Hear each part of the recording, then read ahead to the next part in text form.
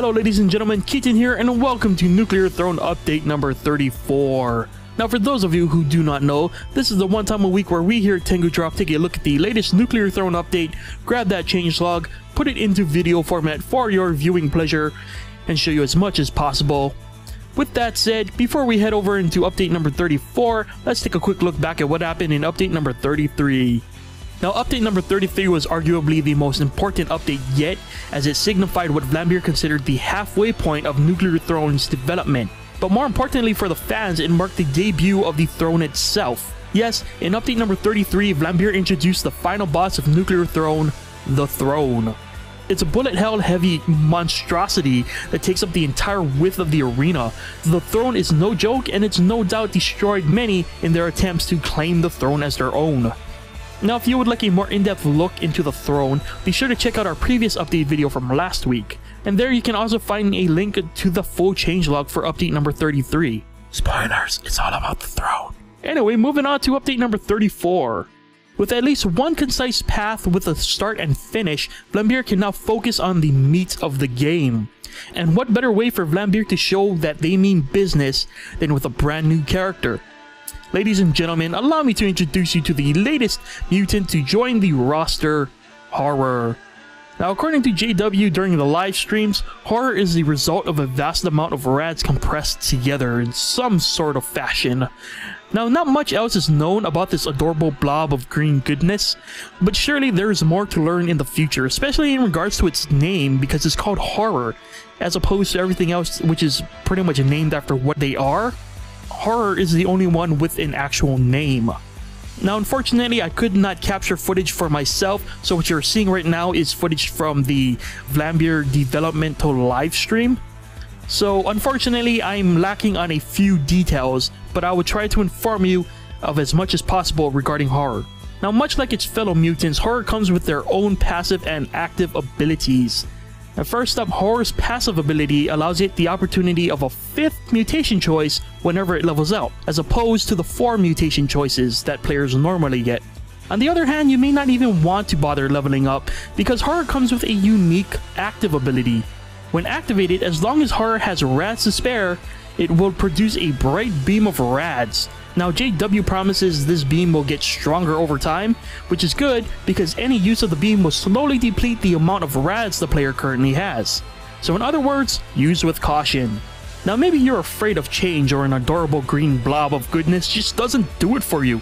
Maybe you just want to shoot stuff in the face. Don't worry, Vlambeer have you covered too. Also added in update number 34 is the Pop Rifle. Much like the Pop Gun, the Pop Rifle is a bullet-based shell-popping weapon with a weak damage output and a high fire rate. Now, the Pop Rifle is going to cost you 2 bullets to fire 3 shells, and it fires pretty similarly to the Assault Rifle with its 3-burst shot behavior. So yes, in case the Pop Gun wasn't poppy enough, take a shot with the Pop Rifle. Maybe shooting stuff with a new weapon and an adorable green blob of goodness aren't your things. Maybe you'd rather sport a new crown? Good news, Vlambeer have once again got you covered. Didn't I tell you that Vlambeer meant business? The newest crown added to the game is called the Crown of Choice. When taken, players are limited to taking only 1 weapon through a portal, and in return, players will spawn next to either a medical crate, ammo crate, weapon crate, or rad canister. The perfect crown for any gambler crazy enough to take it. In terms of smaller additions to the game, ones you may miss while fighting for your life out there in the wasteland are new giant rad canisters. Now, in my experience, these seem to work similarly to the weapon crates in that if you miss collecting a rad canister on a previous level, there's a chance a large rad canister will spawn in the next level. So that's something to definitely look out for in your wasteland travels. And that pretty much wraps it up for new content this week, at least for the new features side, but there's still a lot to cover, so let's head on over into the bugs, fixes, and changes for the week. Now, one of the most commonly debated subjects within the Nuclear Throne community has always been the big dog battle. Some felt it was too hard, specifically due to the level generation, and others felt that it was just fine. Well, good news for one side of the argument, or both. The level generation for Big Dog has been modified in an attempt to make the fight more fair. Now sporting a lot more nooks, the generation now allows players a bit more breathing room while still having to keep on their toes. As with everything in this game, it should be noted that this is still a work in progress, meaning that this change to the level generation does not mark the end of the big dog fight tweaks. So if you have any opinions on this change or anything listed in this update including horror, the pop rifle, and the crown of choice, be sure to let Vlambeer know how you feel on the Steam forums. And in other news of balances and fixes, there was an emphasis on balancing energy weapons in this update, specifically ammo consumption. There are also less IDPD spawns after visiting a crown vault, and bone marrow now works better with the disc gun. I didn't even know bone marrow worked with the disc gun. Kind of feel like that one just shot over a lot of our heads, or am I just alone in that? Anyway, long arms now works with energy hammers and energy swords, and Rebels allies no longer shoot at walls when there's nothing left to shoot in a level. And finally, rounding up our changes and fixes for this week is the removal of the generators in 7.3, the throne fight. Apparently these generators could create an exploit that allowed players to skip the throne fight entirely. And that wraps it up for fixes and changes this week. Let's finish it with a look at the community and bugs and all that other good stuff. First up in community, let's check in with the latest Nuclear Throne Community Challenge. Now every week, Steam user Solid presents the Nuclear Throne community with a challenge. Last week's challenge was called the El Minister Challenge, and winning it for the second week in a row now is Steam user Meow. Congratulations Meow on being so good at Nuclear Throne. This week Solid has yet another challenge for the community, and it's called the Stupid Challenge. That's stupid with 2 O's. This challenge will require players to avoid leveling up as much as possible while trying to get as far as possible. Now be sure to check out the link in the description listed under Community Link Dump for more information on this challenge and everything else talked about in this segment. Next, we have a few artists who have shared their wonderful fan art with the community this week. The first being from Steam user Lawman with an impressive piece of Eyes fan art, and secondly, we have another Nuclear Throne comic from Kakujo that addresses the potential reasoning behind the sleeping assassins, and it takes a rather grim turn. And finally, as always, you can get your fix of specifics such as weapons, damage, and other metadata that only a crack team of marvelously obsessive fans could create. Be sure to check out the Nuclear Throne wiki for all that and more. Now let's do a quick rundown of my opinions for this week.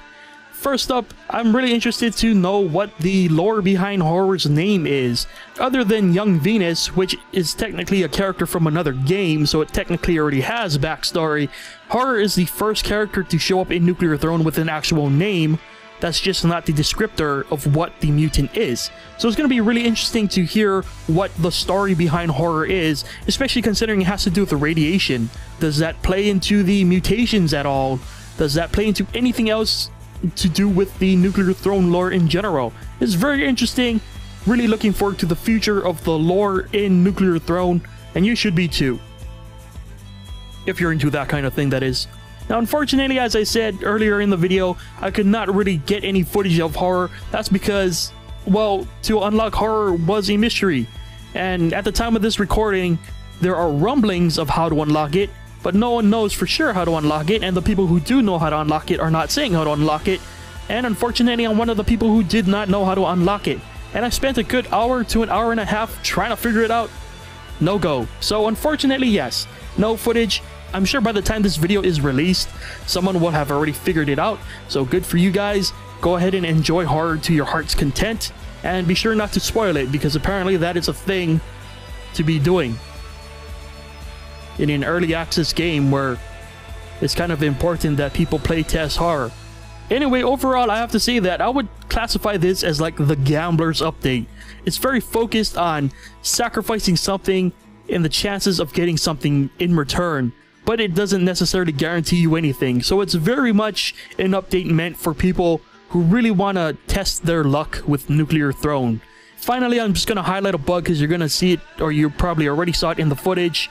The palace is bugged currently, at the time of this recording at least, and I'm sure it'll be fixed by the time either this is up or a day after. So it's probably not going to affect you in the long run. It's just something you should note.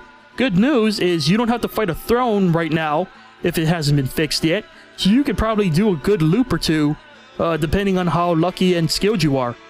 Me personally, I almost looped twice. I guess it's something to kind of be proud of, but not exactly 100% legit, so I'm still taking it as a win. Don't judge me. Anyway, that about wraps it up this week for Nuclear Throne update number 34.